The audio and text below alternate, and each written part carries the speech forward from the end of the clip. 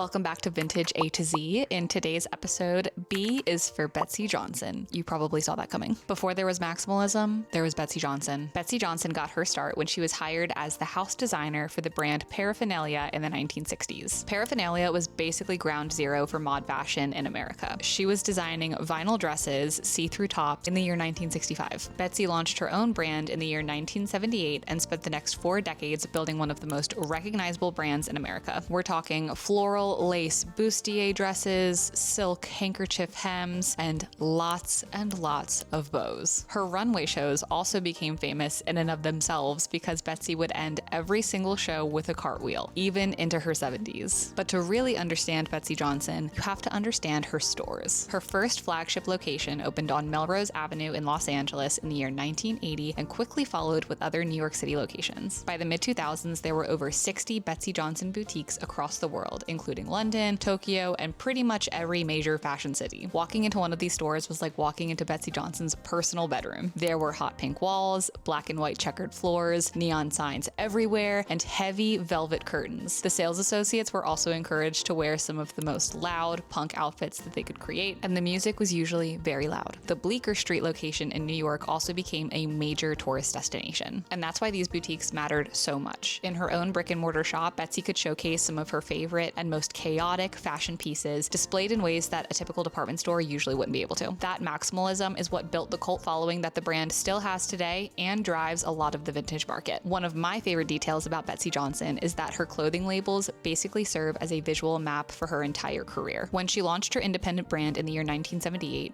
she used a very distinctive punk label for about 8 years. By the late 80s and early 90s, her tag evolved into her recognizable handwritten script. But the one to know, and my personal favorite, is the Betsey Johnson New York label, which included her signature in a white script with New York written in a smaller font underneath. This label represents the golden era of Betsey Johnson from the late 90s into the early 2000s. During that Y2K era, Betsey made the full transition from a cult designer to the it girl brand that every girl had to have. Unfortunately, the brand filed for bankruptcy in 2012 and all boutique locations closed down. Steve Madden, who had originally purchased the company's debt, acquired the brand and kept it alive through e-commerce and wholesale. But unfortunately, the boutique era was over. Betsey Johnson has definitely seen a resurgence through vintage collectors and nostalgia culture. She has always been one of my favorite designers, and I'm so happy she's continuing to get her flowers so many decades later. What brand should we dive into for the letter C?